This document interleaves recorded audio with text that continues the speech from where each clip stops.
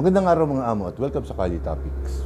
Sa video na to ay magkukomento tayo patungkol po dito sa lumabas na balita na isang congressman ang nagsabi na may dahilan sila o may sapat na preba para i-impeach si Vice President Sara Duterte. So,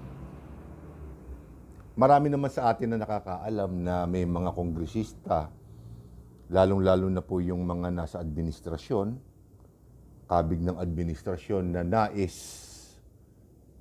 ma-impeach si VP Sara. At well, kung ako ang tatanungin ninyo, may punto sila at sa tingin ko meron silang sapat na basihan para pagulungin itong nais nilang mangyari. Dangan nga lamang at parang medyo nabahiran na talagang totaling politika na itong kaso ni VP Sara sa Kongreso, lalo na po dun sa issue ng confidential fund na di umano ay remedyohan lamang ni VP Sara na Manglaho. At marami ang nagsasabi. At siyempre, inaakala na ng mga kongresista na kabig ng administrasyon na ibinulsa ni VP Sara itong confidential fund na to. Dahil sa loob lamang ng napakaiksing panahon ay nawala o nagastos di umano itong pagkalaki-laking salapi. So, kaya ako nasabing parang talaga naging politika na ang dating dahil sa balita sa mainstream media na nagpahayag si Speaker Romualdez na eksaktong sinabi niya, pero binanggit niya na hindi na daw dapat magbalik pa yung kasamaan at kadiliman. Siyempre, ang binabanggit niya, alam naman natin lahat na yung panahon ni dating Pangulong Rodrigo Duterte na kung saan ay iniimbestigahan din ngayon itong EJK or extrajudicial killings na naganap sa panahon ni dating Pangulong Rodrigo Duterte. So, dalawang Duterte ngayon ang nasasalang sa kontrobersya na to. At nung banggitin ni Speaker Romualdez yun, ay talagang sakit na talaga ng mga politikong Pilipino itong tahasang pamumulitika na ginagawa na nilang mangmang ang mga Pilipino na sobrang ikinaiinis ko. Kung hindi ba naman nag-iisip itong si Speaker Romualdez, bakit mo sasabihin yun? Hindi ba na ayaw mo nang bumalik sa kadiliman, ayaw mo nang manaig ang kasamaan? Kung hindi ka ba naman nag-iisip, bakit tatapunan mo ng ganon yung mga tao na malaki ang naiambag sa kamag-anak mo na ngayon ay Pangulo ng Pilipinas? Diba? Pwede mo namang wag nang sabihin yun at ituloy mo na lamang o ipatuloy mo na lamang sa mga kasamahan mo sa Kongreso yung ginagawa nilang pagdinig sa EJK at dito nga sa confidential fund sa pondo ng opisina ng Vice President. Mas marami pa ang mahahatak ninyo na maniwala sa inyo na walang politika itong ginagawa ninyong investigasyon, pero hindi mo pa rin maiwasan talaga na umiksena. Kaya minsan nabibwisit din ako dito kay kay Speaker Romualdez dahil talagang ipinamumuka, hayagan niya na talagang sinasabi na binabangga niya na ang mga Duterte at hindi naiisip ni Speaker Romualdez na malaki pa rin ang impluwensya ng mga Duterte sa mamamayang Pilipino.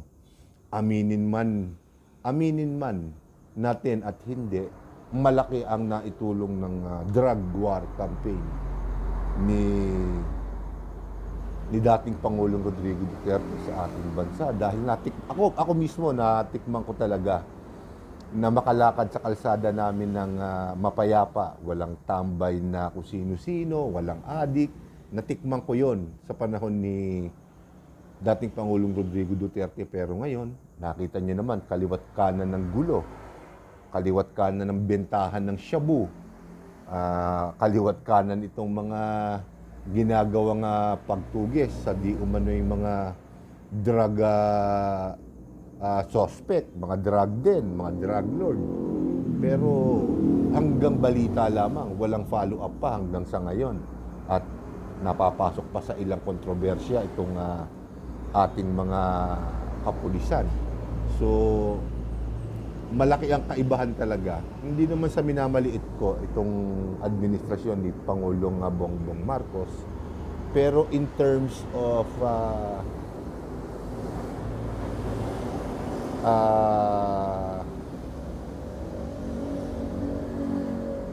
mapayapang pamumuhay sa atin, ika nga yung security, malayong malayo sa panahon ni dating Pangulong Rodrigo Duterte. Hindi ko naman sinasabing hindi magagawa ni Pangulong Bongbong Marcos yun. Pero sa kasalukuyan, siyempre, iba ang prioridad ng ating Pangulo. At ito nga po ay yung pagpapababa ng bigas na hanggang sa ngayon, sabi ng kanyang gabinete, by November, bababa pa rin. Bababa ang presyo ng bigas, pero kabaliktaran yata ang nangyayari dahil tumataas pa ang presyo ng bigas. Pati ng mga pangunahing bilihin hanggang sa ngayon ay hindi pa niya nabibigyan ng solusyon. Kaya parang naniniwala na talaga ako doon sa sinabi ni dating Pangulong Rodrigo Duterte na ang eleksyon ay payabangan lamang. At baliw ka kung maniniwala ka sa mga sinasabi ng mga kandidato. So, ngayon nalalapit. Ika nga, itong midterm election sa susunod na taon, sana maging matalino tayong mga Pilipino sa pagboto. Hindi yung nangako na kung ano-ano tapos hindi naman gagawin. Matuto naman tayong magsawa sa mga pangako. Puriin natin itong mga politiko natin na to. Ngayon, dito naman sa kaso ni BP Sara, siguro ang inaantay ko na lang kay BP Sara, yung talagang patunayan niya kung saan niya talaga ginamit o kung paano niya na i-dispose ng maayos itong confidential fund na to. Ako rin curious kung paano niya nagamit yung pera na yon.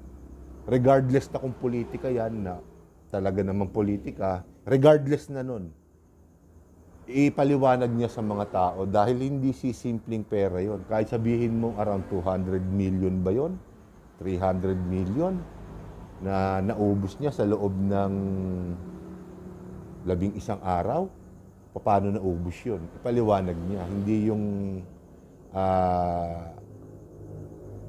tawag dito, umiiwas siya.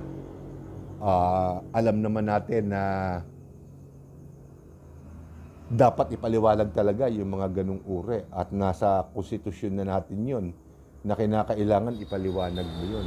Lalo pat, siyempre, yung mag-approve ng budget ng bawat opisina sa gobyerno ay dumadaan sa masusing mga mata, pagpuna ng mga kongresista at ng mga senador.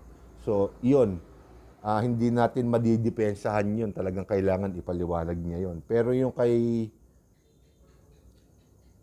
dating Pangulong Rodrigo Duterte, maipagtatanggol pa yung kahit papaano. Pero syempre, ang topic natin ay si BP Sara at tungkol nga po dito sa napipintong impeachment. Sa tingin ko, hindi na siguro interesado pa. Galaw ng mga politiko to. Hindi na sila magiging interesado pang malaman kung papaano nagastos yung sinasabi nilang confidential fund dahil the more na itinatanggi at hindi pumupunta si BP Sara para ipaliwanag yan, the more na nabubuo na talaga sa isip ng maraming kongresista natin na mag-file ng impeachment complaint labang kay BP Sara. At aaminin ko rin na malakas ang laban nila. Malakas ang posibilidad na maikasan nila itong impeachment na to. Although yung resulta, syempre, hindi natin alam kung ano. Pero in terms of kung maipapasa nila. Kasi syempre, karamihan naman dyan, mga abogado rin naman. At siguro kumonsulta sila sa kanilang mga advisor ng mga abogado rin dun sa mga kongresistang hindi abogado na matuloy itong impeachment na to dahil syempre exposure ito. Remember, next year, pipili rin tayo ng mga kongresista, mga bagong kongresista. At kung mai-exploit nila itong impeachment complaint na to, maitutulak nila, napakalaking tulong ito sa kanilang kandidatura. At pangalawa, alam naman nila na mabango, malakas ang mga Duterte, magagawan nila ng paraan na masiraan ang mga Duterte. Lalong-lalo na po si VP Sara na alam naman nating kakandidatong presidente sa 2028 national election. So, sa tingin ko, ipipilit ng mga kongresista to. Hindi na nila aalamin kung paano ginastos to. At the more na hindi gagawin ni VP Sara yon, the more na magiging makatotohanan yung mga sinasabi ng mga kongresista. Sabihin na nating pinupolitika, nakitang-kita naman nating pinupolitika, magiging makatwiran itong mga kongresista na to. Kaya sabi nga nila, may mga nagkukomento nga, yung mga talagang eksperto sa atin na nagkakabukingan ng mga mga ginawang remedyo para makalusot itong mga pagdinig na to. May mga kinumbinsing witnesses, resource person, hindi daw nagsasabi ng totoo. Tapos nung mabukod na hindi pala ganun, yung sinasabi nilang damage control, both sa Senate and House of Representatives, yung kay dating Pangulong Rodrigo Duterte at kay VP Sara na kaso. So, magulo ang politika ngayon dahil nagiging sarsuela, nagiging peryahan, aliwan ang Senado at ang Kongreso. At syempre, dun sa mga mapanuring mata ng mga ekspertong vlogger, mga nire-respeto natin, nakikita nila yung kung papaano i-handle ng mga kongresista at senador ang isang partikular na kaso. Hindi ho ba? May nakikita silang sablay, may mga, katulad ko na sabi nga nila, hindi articulate sa pagsasalita. So, aminado naman tayo doon. Kaya nga, noong una pa lang sinabi ko, pangkaraniwang komento lang tayo. Kaya syempre, expected na hindi tayo very articulate sa pagdi-deliver ng komento. So, tao lang tayo, simpleng tao lang tayo. Pero magkaganon man, syempre, ang opinion pa rin ng isang pangkaraniwang tao ay mahalaga. Articulate man o hindi. Kapag ka nakita niyang mali, ang mali ay mali. Bagamat mahirap ipaliwalag, mahirap patunayan, ang nakita niyang mali, mali pa rin yun. At syempre, hindi lang naman tayo nag-iisa. Marami din naman tayo mga kababayan na hindi naman nakapagtapos. Hindi well-versed, hindi articulate. Pero nakakaintindi ng tama at mali. At yun ang pinakamahalaga. Kung si VP Sara ay talagang nagwaldas ng salapi ng bayan, well, right there and then, dapat kasuhan siya. Ang nakakapangit nga lang talaga, sa sitwasyon na to, umiepal pa si Speaker Romualdez na hindi na dapat niya ginagawa. Hindi na dapat niya ginagawa yun. Mas lalong nahihirapan yung kanyang mga kasamahan na idiin ng todo si VP Sara. Para bang ipinakikita niya na o ipinararamdam niya na sa atin at sa kanyang mga kasamahan sa Kongreso na may plano rin siya sa 2028. Alam naman ng marami yun. Ang tanong nga lang kung babango siya sa pangkaraniwang taong katulad natin. At sa ginagawa niya na to, medyo hindi siya bumabango. lalong nababahiran ng politika, ika nga, itong kanyang mga ginagawa. So, dito ko muna tatapusin ang video na to at susunod ko pa pong mga video ay ibang paksa naman po ang ating tatalakayin. So maraming salamat po sa inyong mga amo at magandang araw.